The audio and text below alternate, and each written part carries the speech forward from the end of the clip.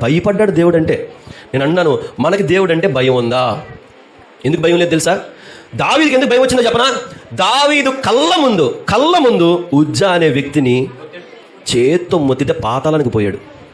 మరలా చెప్తున్నాను, దావీదు కళ్ళ ముందు, అక్కడ ఉన్న ప్రజలందరి కళ్ళ ముందు, సైన్యము కళ్ళ ముందు ఉజ్జా జారిపోయే ఆ మందసాన్ని పడిపోకుండా పట్టుకుందామని చెప్పి ఆ మందసాన్ని ముట్టుకున్నందుకు ఏం చేశాడు దేవుడు?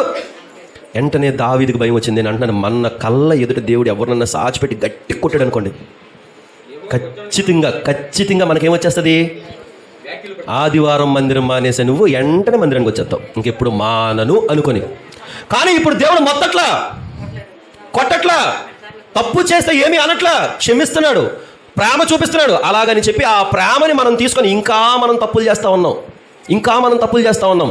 దేవుడి కృప మనకి ఇచ్చినందువల్ల మనము చేసిన తప్పులకి క్షమాపణ మనం పొందుకోగలుగుతున్నాం ఈరోజు. స్తోత్రం చెప్పండి.